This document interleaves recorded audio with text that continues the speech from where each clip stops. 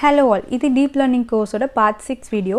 போன வீடியோல நான் செயின் ரூல்னா என்ன அந்த வெயிட்ஸ்ல இருக்க அந்த gradient அதாவது அந்த டெரிவேட்டிவ் தான் gradient அதை எப்படி அப்டேட் பண்ணுவாங்க நான் சொல்லிருந்தேன்.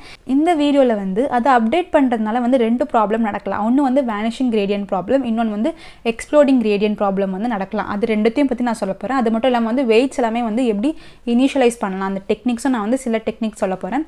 சோ வாங்க வீடியோக்குள்ள போலாம். அதுக்கு முன்னாடி நீங்க இந்த சேனலை சப்ஸ்கிரைப் பண்ணலனா மறக்காம சப்ஸ்கிரைப் பண்ணிட்டு பக்கத்துல இருக்க பெல் ஐகானை கிளிக் பண்ணிக்கோங்க. அப்பதான் நான் அடுத்தடுத்து போடுற எல்லா வீடியோமே உங்களுக்கு நோட்டிஃபை ஆகும்.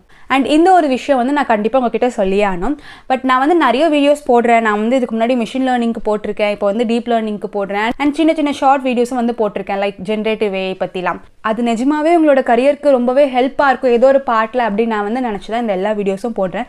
ஸோ நீங்க பண்ண வேண்டியது எல்லாமே இந்த வீடியோவை யாருக்கு தேவைப்படுதோ அவங்களுக்கு நீங்க ஷேர் பண்ணணும். நீங்க ஷேர் பண்ணும்போது அதுல இருந்து வர சப்ஸ்கிரைபர்ஸோ இல்ல லைக்ஸோ இல்ல எதுவா இருந்தாலும் சரி அது எனக்கு ஒரு மோட்டிவேஷனா இருக்கும். நான் இன்னும் நிறைய வீடியோஸ் பண்றதுக்கு எனக்கு அது ஒரு மோட்டிவேஷனா இருக்கும். பட் என்னதான் வியூஸ் கம்மியா போனாலும் நான் இது ஸ்டாப் பண்ண போறது கிடையாது. பிகாஸ் எனக்கு தெரியும் ஏதோ ஒரு பாயிண்ட்ல இது கண்டிப்பா பூஸ்ட் அப் ஆகும் அப்படின்னு சொல்லிட்டு.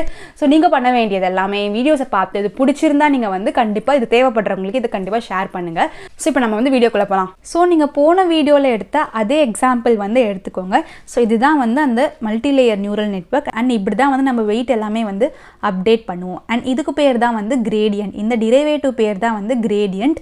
இதுக்கு தான் நம்ம கிரேடியன்ட் இஸ் அன் ஆப்டிமைசர்ல நம்ம யூஸ் பண்ணி இந்த வேல்யூ நம்ம கண்டுபிடிச்சோம்.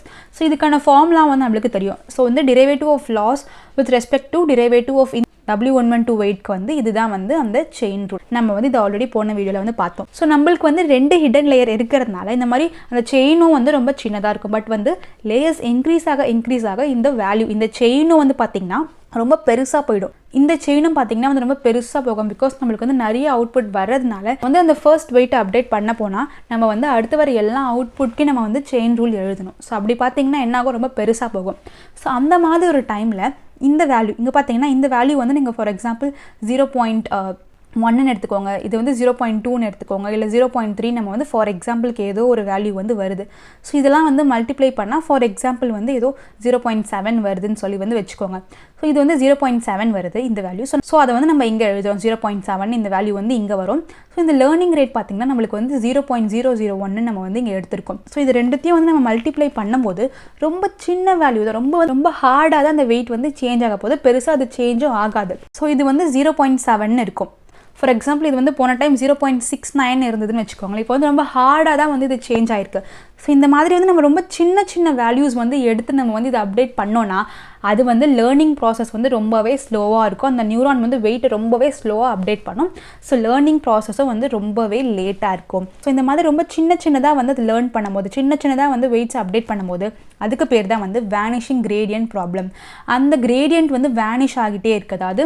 அதாவது ரொம்ப ரொம்ப சின்ன சின்னதாக சேஞ்ச் ஆனால் என்ன அர்த்தம், அது பெருசாக சேஞ்சே ஆகலன்னு அர்த்தம். ஸோ அந்த கிரேடியன்ட் வேனிஷ் ஆகிட்டு இருக்கு அப்படின்னு சொல்லி அர்த்தம். ஸோ அதே மாதிரி பார்த்தீங்கன்னா எக்ஸ்ப்ளோடிங் கிரேடியன்ட் ப்ராப்ளமும் ஒன்று இருக்குது.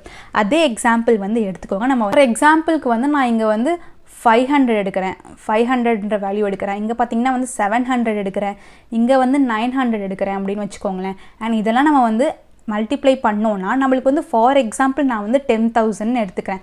ஸோ நம்மளுக்கு ஒரு 10,000 வேல்யூ கிடைக்கும். ஸோ அந்த 10,000 நம்ம இங்கே போட்டோன்னா என்ன ஆகும், இது 0.11 இருக்குது. இது 0.001 இருக்குது. சாரி 0.001 மல்டிப்ளைட் பை 10,000 என்ன ஆகும், ரொம்பவே பெரிய பெரிய வேல்யூ கிடைக்கும். அண்ட் அது குளோபல் மினிமாவுக்கு நான் சொன்ன மாதிரி வரவே வராது. அங்கே இங்கே அது ஆசிலேட் ஆகிட்டே இருக்கும் அண்ட் ரீச் ஆகவே ஆகாது குளோபல் மினிமாவுக்கு. ஸோ இதுதான் எக்ஸ்ப்ளோடிங் கிரேடியன்ட் ப்ராப்ளம். நீங்கள் கரெக்டான வேல்யூ எடுத்தால் மட்டும்தான் அந்த நியூரல் நெட்வொர்க் கரெக்டாக லேர்ன் ஆகும். அந்த லேர்னிங் ப்ராசஸும் ரொம்பவே நல்லா இருக்கும். அவுட்புட்டும் நம்மளுக்கு கரெக்டாக கிடைக்கும். நெக்ஸ்ட் பார்த்தீங்கன்னா நான் வெயிட் இனிஷியலைசேஷன் டெக்னிக்ஸ் சொல்ல போகிறேன். ஸோ வெயிட்டை நீங்கள் எப்படி இனிஷியலைஸ் பண்ணுறாங்க அப்படின்னு நீங்கள் தெரிஞ்சுக்கணும்னா ஃபர்ஸ்ட் நீங்கள் இதை தெரிஞ்சுக்கோங்க. ஒரு நியூரானுக்கு பார்த்தீங்கன்னா 3 இன்புட் வருதுன்னு சொல்லி வச்சுக்கோங்க. அதுக்கு பேர் fan _ என்னன்னு சொல்லி நீங்கள் ஞாபகம் வச்சுக்கோங்க. அந்த நியூரான்லேருந்து 2 அவுட்புட் வெளியே போகுது. ஸோ அந்த அவுட்புட் பேர் fan _ out. இது மட்டும் நீங்கள் இந்த வீடியோ ஃபுல்லாக நீங்கள் ஞாபகம் வச்சுக்கோங்க. வச்சுக்கோங்க. இப்போ நம்ம வந்து எப்படி வெயிட் இனிஷியலைஸ் பண்ண போகிறாங்கன்னு நான் வந்து சொல்கிறேன். ஸோ நான் வந்து இந்த வீடியோவில் வந்து 3 மெத்தட்ஸ் தான் சொல்ல போகிறேன். வந்து ஜீரோ இனிஷியலைசேஷன், செகண்ட் வந்து ரேண்டம் இனிஷியலைசேஷன், தேர்ட் வந்து யூனிஃபார்ம் டிஸ்ட்ரிபியூஷன். ஃபர்ஸ்ட் பார்த்தீங்கன்னா ஜீரோ இனிஷியலைசேஷன். ஜீரோ இனிஷியலைசேஷனில் என்ன ஆகும்னு பார்த்தீங்கன்னா எல்லா வெயிட்ஸும் வந்து இனிஷியலாக ஜீரோன்னு வந்து செட் பண்ணிடுவாங்க. இது வந்து காமனாக வந்து யூஸ் பண்ண மாட்டாங்க. மாதிரி ஜீரோ செட் பண்ண என்ன ஆகும், அந்த ஒரு நியூரான் வந்து அந்த ஒரே ஃபீச்சரை தான் வந்து திருப்பி எல்லா ஐட்ரேஷன்லையும் வந்து கற்றுக்க போகுது. இந்த மாதிரி ஜீரோன்னு பண்ணிங்கன்னா அது கூட எதையோ நீங்கள் மல்டிப்ளை பண்ணால் கண்டிப்பாக அதுவும் வந்து ஜீரோன்னு தான் வரப்போகுது. ஸோ ஃபைனலாக எப்போவுமே வந்து வெயிட்ஸ் அவங்களுக்கு ஜீரோவாக தான் இருக்கும். ரேண்டம் இனிஷியலைசேஷனில் பார்த்தீங்கன்னா எல்லா வெயிட்ஸ்க்கும் வந்து முதல்ல வந்து ரேண்டம் வேல்யூஸ் வந்து நம்ம கொடுத்துருவோம். ஸோ ரேண்டம் வேல்யூஸ் கொடுக்கும்போது என்ன ஆகும், மோஸ்ட்டாக வந்து எதுவுமே வந்து சேமாக வராது. இது வந்து ஜீரோவை விட வந்து பெட்டரான டெக்னிக். பட் இது வந்து நம்ம ரொம்பவே கேர்ஃபுல்லாக வந்து சூஸ் பண்ணணும். பிகாஸ் இதனால வந்து நிறைய ப்ராப்ளம் நடக்கலாம். வேனிஷிங் கிரேடியன்ட் ப்ராப்ளம் வரணும். அதாவது ரொம்ப சின்ன வெயிட் நம்ம கொடுத்துட்டோன்னா அது ரொம்பவே ஸ்லோவாக லேர்ன் பண்ணும். அண்ட் வந்து ஓவர் ஃபிட்டிங் ப்ராப்ளம் எல்லாமே வந்து இதில் வரலாம். அண்ட் நெக்ஸ்ட் பார்த்தீங்கன்னா வந்து யூனிஃபார்ம் டிஸ்ட்ரிபியூஷன். ஸோ யூனிஃபார்ம் டிஸ்ட்ரிபியூஷனோட ஃபார்முலா பார்த்தீங்கன்னா WIJ, அந்த வெயிட், அந்த நியூரான், அந்த 2 நியூரான் நம்பர், அது வந்து என்ன இருக்கும்னா uniform distribution of -1/√of fan in, 1/√of fan out. ஸோ இதுதான் வந்து A, இதுதான் வந்து B. இந்த 2 வேல்யூக்கு நடுவில் ஏதோ ஒரு வேல்யூ தான் வந்து அந்த வெயிட்க்கு அவங்க சூஸ் பண்ண போகிறாங்க. ஸோ ஃபேன் என்னது நான் வந்து ஆல்ரெடி அங்கே சொல்லியிருக்கேன். ஸோ நம்பர் ஆஃப் இன்புட்ஸ் எல்லாமே fan in and number of outputs எல்லாமே வந்து ஃபேன் அவுட். ஃபார் எக்ஸாம்பிள் இந்த நியூரான் எடுத்துக்கோங்க. இதுக்கு வந்து எவ்வளோ இன்புட்ஸ் போகுது, 1 2 3ன்னு சொல்லி 3 இன்புட்ஸ் போகுது. ஸோ இங்கே வந்து 3 வேல்யூ கிடைக்கலாம். அண்ட் நீங்கள் பார்த்தீங்கன்னா 1 2 3 தான் போகுது, 3 வேல்யூ தான் போகுது. ஸோ இங்கே வந்து 3.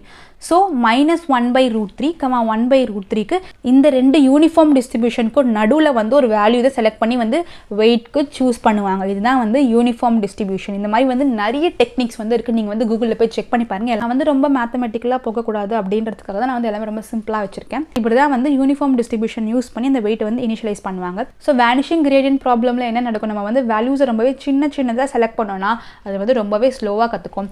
அண்ட் எக்ஸ்ப்ளோடிங் கிரேடியன்ட் ப்ராப்ளமில் என்ன ஆகும், நம்ம வந்து வேல்யூ ரொம்ப பெருசாக செலக்ட் பண்ணோன்னா அது வந்து குளோபல் மினிமம் ரீச் பண்ணவே பண்ணாது, ஆசிலேட் ஆகிட்டே இருக்கும். நம்ம வந்து வெயிட்டையும் வந்து நிறைய வேஸில் வந்து நம்ம இனிஷியலைஸ் பண்ணலாம். ஸோ இதில் பார்த்தோம் நம்ம வந்து ஜீரோ பார்த்தோம், ரேண்டம் பார்த்தோம், அண்ட் யூனிஃபார்ம் டிஸ்ட்ரிபியூஷன் பார்த்தோம். ஸோ யூனிஃபார்ம் டிஸ்ட்ரிபியூஷன் தான் வந்து காமனாக வந்து நிறைய இடத்துல யூஸ் பண்ணுவாங்க. ஸோ இந்த வீடியோ பிடிச்சிருந்தா லைக் பண்ணுங்கள், உங்கள் ஃப்ரெண்ட்ஸ்க்கும் யூஸ்ஃபுல்லாக இருக்கும் நினச்சிங்கன்னா ஷேர் பண்ணுங்கள்.